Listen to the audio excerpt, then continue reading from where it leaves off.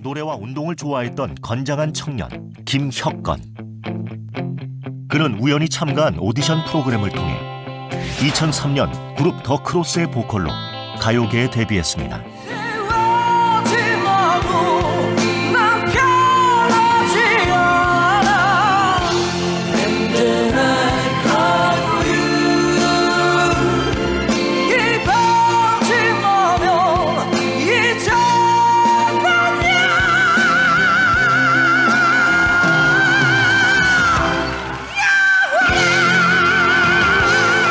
옥타브를 넘나드는 화려한 가창력의 소유자 김혁건 씨를 소개합니다.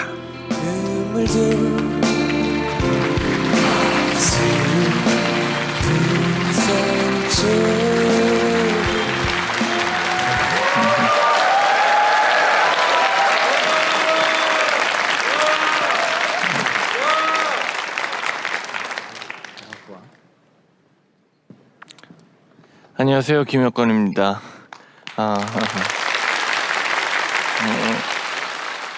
제가 이렇게 배를 눌러주면서 노래를 하는데 갑자기 경련이 일어나거나 그럴지도 모르는데 넌 할 수 있어 노래 들려드리겠습니다.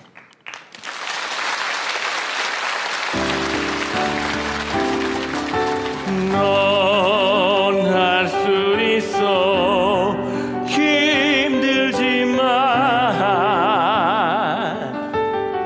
언제나 이겨내잖아. 어두운 밤 지나 태양이 눈 뜰 때 넌 다시 태어날 거야.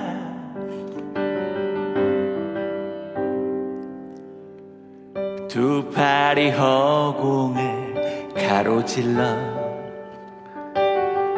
온몸이 바람과 키스하며 이대로 날아올라 편안히 날아올라 새처럼 날아올라 자유를 향해 날아올라. 항상 세상 모든 것이 너에겐 두려운 현실이라 생각돼. 그럴 때 하늘을 느껴봐.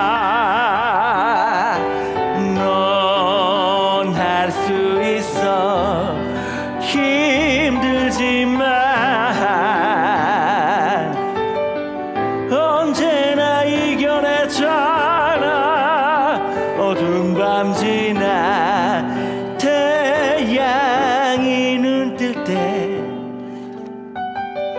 넌 다시 태어날 거야.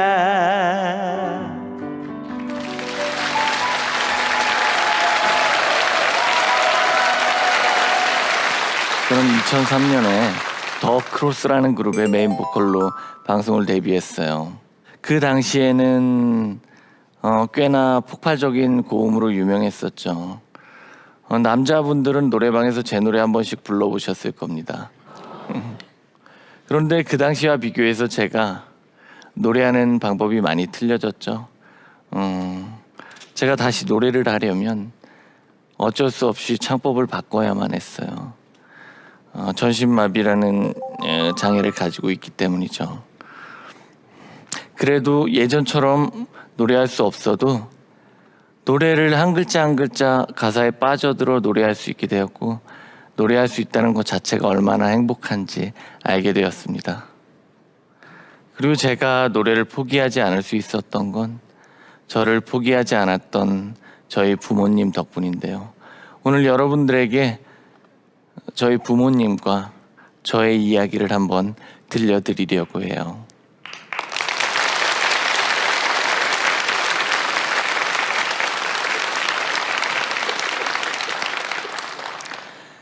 저는 평범한 집안의 이남일녀 중 막내로 귀여움을 받고 자랐어요. 공부보다 노래를 더 많이 했는데 아버지 어머니가 혼내지는 않으시더라고요. 학교도 많이 빠지고 오토바이도 타고 그러면서 학창 시절을 보냈습니다. 학교에서 노래를 잘하는 걸로 유명했었죠. 저도 유명해지면서 내가 노래를 잘하는구나, 그 사실을 저절로 알게 됐고, 그런 채로 이제 대학에 진학하게 됐습니다. 대학에 진학해서 친구들과 커피숍에서 커피를 마시고 있었어요. 그런데 밖에서 노래 오디션을 하더라고요. 근데 친구가 나가라고 막 그래서 권유에 떠밀려서 노래 오디션에 나갔습니다. 엠모 방송사의 뮤직 페스티벌이었어요. 그런데 운이 좋았던지 예선에 통과하고 본선에 올라가고 대상까지 받게 되었습니다.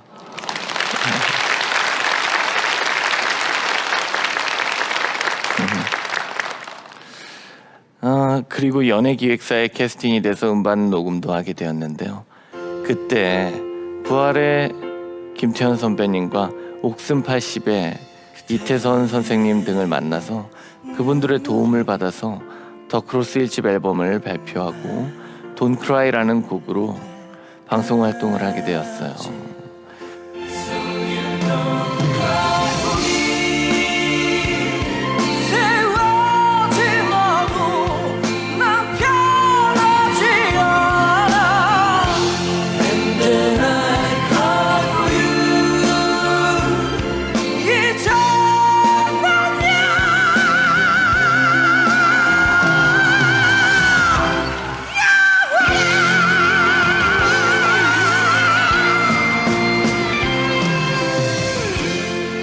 Don't Cry라는 노래는 제가 노래를 얼마나 잘하는지 이렇게 보여줄 수 있는 노래였어요.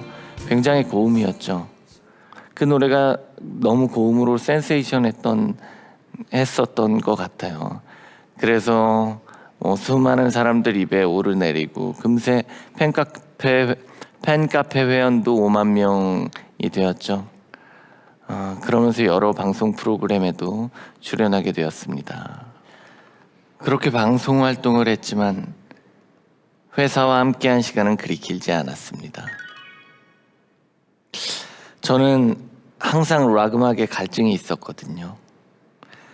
그리고 제가 쓴 창작곡들을 부르고 싶더라고요. 그래서 회사와 결별하고 홍대 언더그라운드 씬으로 들어갔습니다. 처음부터 인기나 대중 가수를 꿈꾸지는 않았기 때문에 언더그라운드 밴드를 하면서 그럭저럭 행복하게 지내고 있었어요. 자신이 하고 싶은 일을 하면서 사는 건 얼마나 멋진 일인지 몰라요. 음악을 하면서 행복하게 살고 있었고, 주일마다 온 가족이 모여서 식사를 했어요. 아버지, 어머니, 형, 누나, 매형, 형수님까지. 주일마다 식사를 하던 그 시절이 저에게 가장 행복했던 때였던 것 같아요. 너무 행복했었나요? 시련이 찾아오더라고요. 2012년 3월 26일 그날 밤의 일이 영화처럼 떠오르네요. 제가 타고 가던 오토바이가 예측 출발한 차와 정면 충돌했어요. 목이 부러지면서 온몸이 움직여지지 않더라고요. 바로 마비가 된 거죠. 숨도 잘 쉬어지지 않았어요. 이제 죽겠구나, 이 생각이 들더라고요. 그래도 죽을 때가 되니까 딱 한 가지밖에 생각이 안 나요. 아빠 엄마 보고 싶다.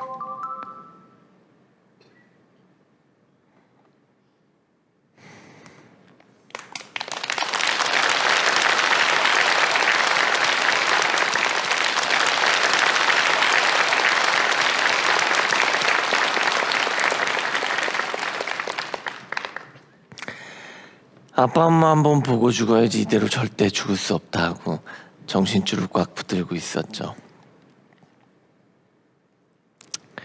간호사가 부모님한테 전화하더라고요. 20분 내로 오지 않으면 아드님을 볼 수 없을 것 같다고. 부모님이 오신 뒤에 정신을 잃었습니다. 그리고 얼마나 많이 시간이 흘렀는지는 기억이 안 나요. 깨어나 보니까 그때부터가 정말 살아있는 생지옥이더라고요. 발꿈치, 허벅지, 엉덩이, 허리, 뒤통수까지 제 몸이 썩어 있더라고요. 썩은 냄새가 진동하고, 저는 매일 수술실에 들어가서 썩은 살을 도려내는 수술을 받았어요. 그리고 수술실에서 나와서는 침대에 24시간 얼굴을 쳐박고 엎드려 지내야 했죠. 무려 1년 동안 말이요. 너무 힘들었던 것 같아요. 어둡고 앞이 보이지 않고 언제 나을지도 모르겠고 컴컴하더라고요. 그리고 알 수 없는 균에 감염돼서 매일 고열에 시달리고 혈액 투석도 받고, 지옥이 있단 바로 이곳이구나.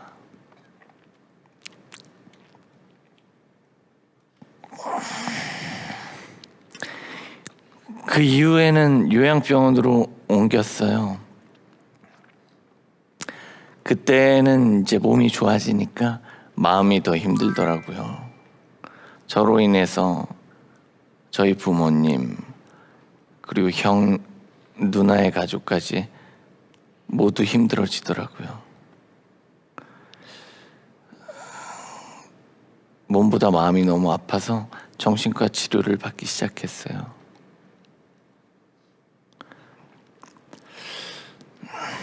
이제는 나이가 드셔 힘도 약하신 두 분이 매일 저를 침대에 눕혀주시고 휠체어에 태워주시고 씻겨주십니다.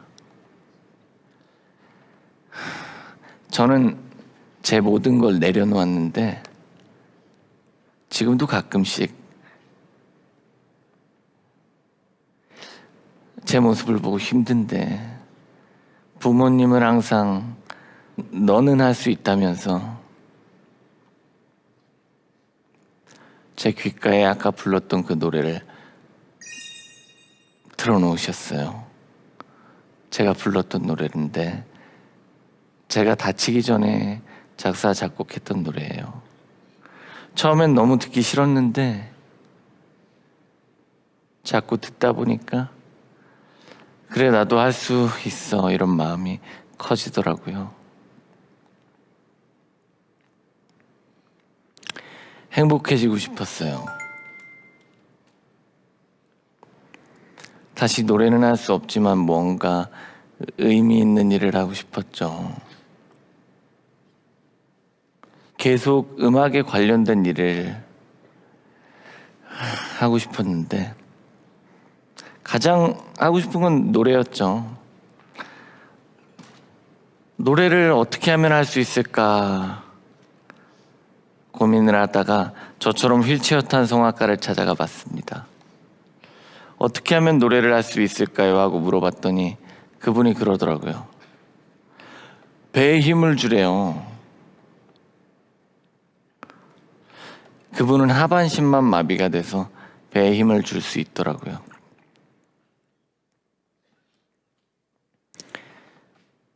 근데 저는 배에 힘을 줄 수가 없잖아요.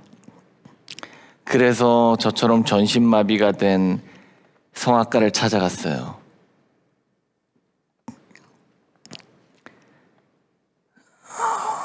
그분은 저와 달리 손으로 휠체어를 밀 수 있고 허리를 숙여서 복부의 압박을 이용해서 노래를 부를 수 있더군요. 그래도 저는 여쭤봤습니다. 제가 노래를 하려면 어떻게 해야 될까요? 그분이 그러더라고요. 예전에 가지고 있던 성량과 테크닉은 포기해라. 우리 같은 전신마비 환자들은 작게 노래해야 되고 할 수 있는 거에 만족해라.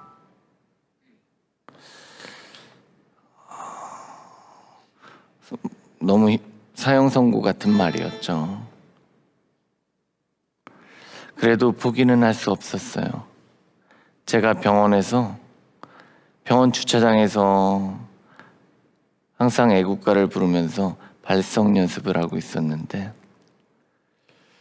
한 소절을 부르기가 어려웠죠. 그 당시에는 동해물과 배 이렇게 숨이 끊어지더라고요. 근데 아버지가 야, 배에 힘을 주면서 하라고 그러면서 갑자기 오시더니 배를 눌러주시는 거예요. 그때 이제 애국가를 1절을 거의 완창하게 되었죠. 그때 얼마나 환희가 컸는지 모릅니다.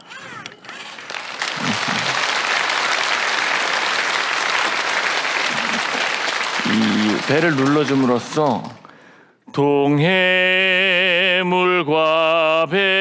백두산이 마르고 닳도록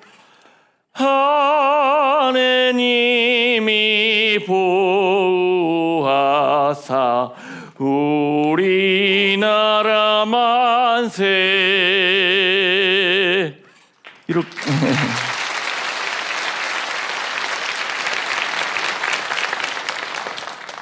깜짝 놀랐죠. 아, 다시 노래가 되는구나. 그때부터 저는 잠을 잘 수가 없었어요. 매일 밤 배를 누르는 장치를 만들려고 고민했고, 저 대신 아버지는 전국의 기계 제작소와 연구소를 찾아다녔습니다. 결국에는 서울대 로봇융합연구소 방영봉 교수님 도움을 받아서 이렇게 저 혼자 할 수 있는 자동화 장치까지 완성할 수 있게 되었고요. 그래서 저는 1월 5일에 더 크로스 신곡 항해라는 곡을 발표하고, 지난 연말에는 다치고 나서 처음으로 제 콘서트를 또 개최할 수 있었습니다.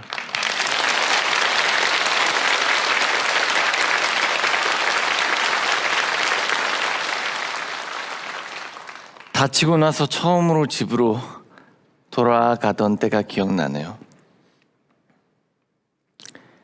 아버지가 앞좌석에서 몰래 울고 계셨어요. 혹시나 제가 소리를 들으면 마음 아파할까봐 소리 없이 눈물을 닦고 계시더라고요. 그때 다시 결심했습니다. 정말 반드시 다시 노래하겠다. 나중에 두 분 편안히 눈 감으실 수 있도록 독립해서 자립하는 모습 보여주겠다 결심했습니다.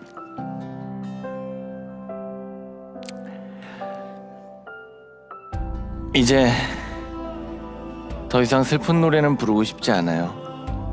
행복한 노래를 부르고 싶어요. 그리고 제 노래를 듣는 여러분들도 행복했으면 좋겠고요. 지금 저와 같은 처지에 놓여 있거나 여러 가지로 어려움에 처한 분들이 저처럼 희망을 가졌으면 좋겠네요.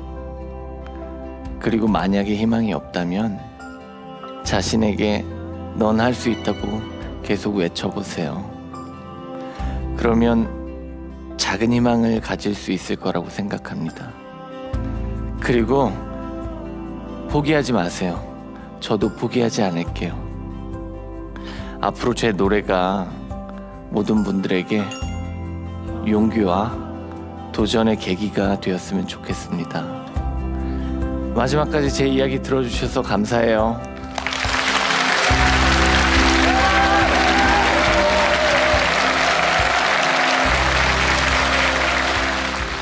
김혁건 씨가 노래하는 가장 큰 이유 중에 하나가 부모님, 아버님이라고 말씀하셨잖아요. 네. 저희 아버님을 무대로 직접 한번 모시겠습니다. 여러분 큰 박수 보내주십시오.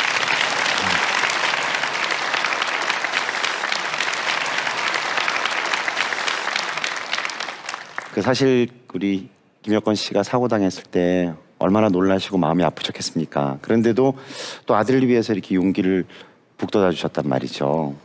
어떤 때 생각이셨어요? 저는 부모니까 당연히 해야 할 수 있는 일을 했는데요. 다행히 우리 혁건이가 굳은 의지력으로 자기가 할 수 있는 일을 개발하고 아버지를 심부름시켜서 이렇게 훌륭한 기계를 만들 수 있도록 나를 잘 시킨 데 대해서 정말 감사하고요. 정말 내 아들이 자랑스럽습니다. 네. 그 김혁건 씨 얘기 중간에 그 아버지께서 차 앞좌석에서 몰래 눈물을 흘리셨다 그 얘기를 하셨는데 그때는 왜 이렇게 우셨어요? 네, 정말 건장하던 내 아들이 거의 1년 반 만에 이제 처음으로 집에를 한번 가게 됐는데요. 네. 그 씩씩한 아들이 장애인 콜택시에 의지해서 집에만 갈 수 있는 그런 처지, 또 여러 가지 마음감이 교차하면서 나 자신도 모르게 눈물이 나서 혁건이 몰래 흘리려고 했는데 혁건이한테 들켰나 봐요. 그래서 죄송합니다. 아닙니다. 네. 자랑스럽고 사랑스러운 내 아들 혁건아,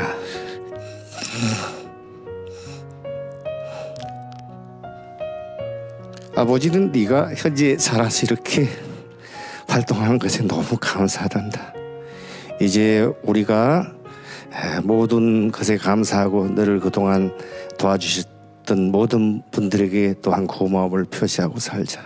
그리고 너와 같은 상황에 있는 많은 분들, 또 지금 시련과 고통에 처해 있는 그런 분들에게 희망과 용기를 주는 그런 즐거운 일을 꼭 해주기 바라고, 우리 아들 앞으로도 모든 것을 너는 할 수 있어. 아버지는 널 자랑스럽게 생각해.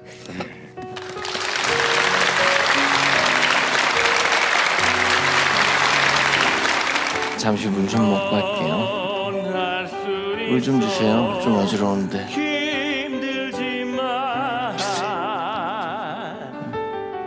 언제나 이겨내잖아. 어두운 밤 지나 태양이 눈 뜰 때 넌 다시 태어날 거야.